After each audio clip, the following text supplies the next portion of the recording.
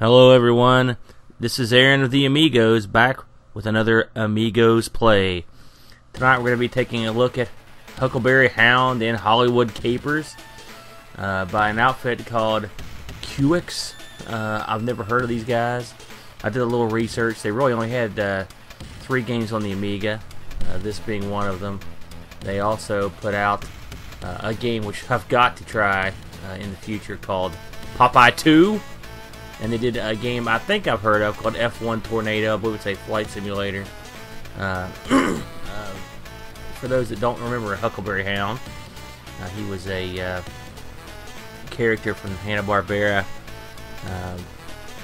studio that, gosh, was around for a long time in the States. I don't know how popular it was in Europe. The music in this is outstanding, by the way. And this looks to be a platforming game where you jump around. I've had a few goes at this, and it's something. Just put it that way.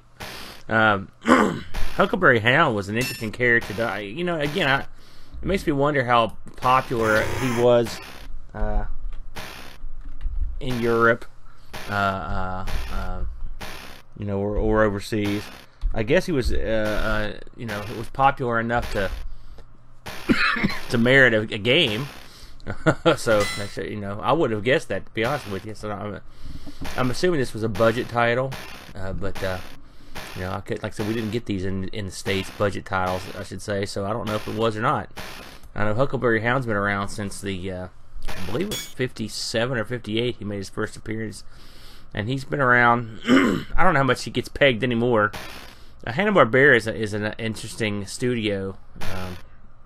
Still around as far as I know, and they most of what they do, they've got a lot tied in with the Scooby-Doo franchise, and so that I think that's effectively what they do.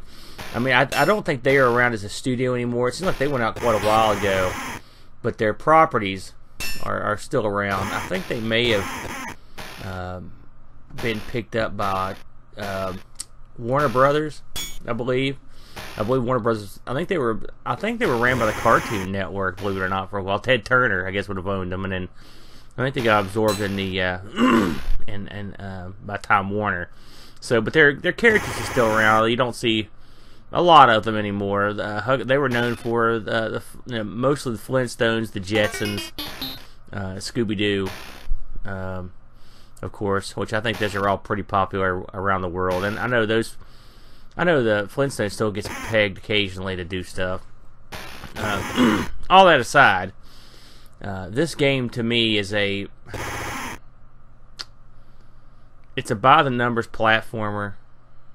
Get up there. It drives me bananas sometimes. You basically go around and it's a collection game, effectively. With platformers and bad guys. Really, the funny thing about this is the first game I've played where you jump and with your button or the stick, you can just jump around at your leisure, basically. But so I guess both will be happy you could use the button or the stick. Although it's hard, but it's not super hard. I mean, there's a lot of stuff going on, and I don't know how any of this ties to any cartoon I've ever seen from Huckleberry Hound. His cartoons are sort of, a lot of cartoons have like for example, Popeye's got Bluto or Brutus, some kind of antagonist, and they've got Olive Oil, and you can name a bunch of people from it. Huckleberry Hound, I can't name any. I don't know if they're really recurring characters. Hanna-Barbera cartoons are funny that they're I don't want to say they're generic, but they can be generic, I guess, in some ways. They were standalone goofs, I guess the biggest thing about their cartoons is that they would guest star in each other's cartoons occasionally. If you ever watched the Laugh Olympics, which it was the Hanna-Barbera Laugh Olympics, where you'd have all the different Hanna-Barbera good guys and bad guys would be in it, and you would have your Scooby Gang, and you would have your Grape Ape Gang, and the yeah, shit, son of a gun. Well, let's try this again. You would have Speed Buggy and his gang. It's funny how many of the gangs are alike. They usually have the cute chick, the kind of strapping, barrel-chested hero, and then a kind of frazzled-looking hippie type character. You had Captain Caveman was in there. Then you had some of the bad guys from Hanna-Barbera, which, like, I think the guy's name was Snerdley or Snedley the dog, and you have, you know, some of these other guys. Again, I was not the biggest Hanna-Barbera fan back in the day. I liked Space Ghost to a certain degree, and what was the other one I had? There was one that had, it was like a group of a barbarian dude and his wife and their family. They had pet dinosaurs. They had a dragon. I'm just killing me telling you the name of this thing, but I used to watch that. I think they may have done. Can't remember if Hanna-Barbera did Thundar. They may have. I liked Thundar an awful lot back then. Now, I was a huge Scooby-Doo fan when it first came out, but you know, after the first couple seasons, I wasn't as fond of it. You can see by this game, though, it's pretty standard fare. The animation of Huck is, I mean, look at that. Look at him jump. He looks, I mean, it's just so lazy. You know, you couldn't at least put in a couple frames of him tucking or looking crazy or something. And when he dies, it sounds, the digitized sound is just it sounds horrible. There's no rhyme or reason to the platforms. You've got ice platforms, acid, fire. This one there, wind. Son of a gun. You've got. This is frustrating. We'll give it another shot here. You've got some that will blow you up in the air, and you've got you know, said ice and glue and some other stuff. But basically, you just jump around as you see me doing here and try to avoid bad guys. Not as easy as it looks. Huck has one move, the full layout without a tuck. He does it often. It's the controls aren't, you know, they're not horrible, but they're not the best, you know. I don't know what I expected. You know, literally I just randomly pulled this out of the collection. I was like, let's give this a shot. I've not played it before, and this reminds me of some of the budgety stuff we played on the Amigos, like your Count Duckula, I think is one of them. You know, there's real cheapo titles where they just basically picked up a cheap property and built a platformer around it or built a little something. I mean, playability, it's not the worst. I have to say, looking through the lineup of the studio, I kind of, sort of, I'm going to have to play Popeye 2. Someone had to correct me on the pronunciation of that. I don't know if it's Kix or Kex or Wex. You know, who knows? Quex. But Popeye 2 is intriguing.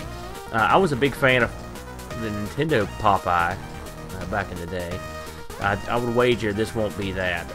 In fact, I would wager, having not seen it, that it will be some sort of platforming game that will pale in comparison to the second one, or to the first one. But we'll see. I think I'll do that one next. Again, wish there was more to say about this. You know, you jump around, you do your full layouts, you try to pick up these items, and that's pretty much it. I mean, there's not a ton to it. It's frustrating as heck to keep sliding off this stuff. I mean, I've been up on this thing a million times. I'm not the master of all platformers, but this one is tough to navigate. I mean, it's not horribly designed. Honestly, it's tough. I like the idea that it gives you the Hollywood style scene thing. Something else is supposed to be Hollywood hijinks or whatever, and really the name is sort of irrelevant, with the exception of the little thing there. That's all that has anything to do with Hollywood. Again, I kind of dig the tunes. You know, someone did some mod work in there, but I think they would put more effort into the game. They would have had a little bit more to do. I wish they had given Huck a little more personality.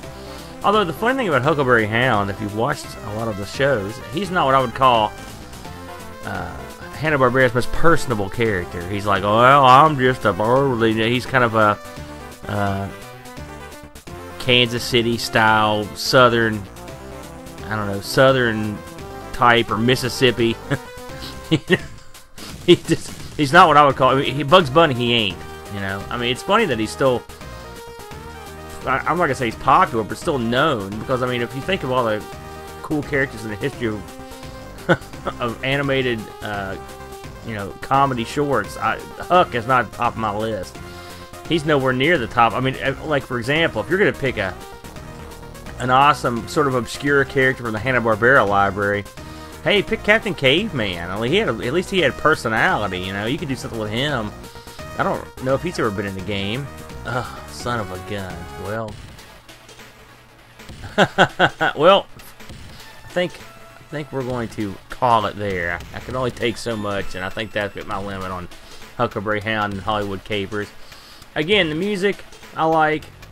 It's not the worst thing I've ever played, but it is certainly not the best. So I think you can go out your way to avoid this one unless you really have a hankering to play some real low-rent Huck Hound platforming fun. So I will sign off. This is Aaron of the Amigos, and have a good day. Adios.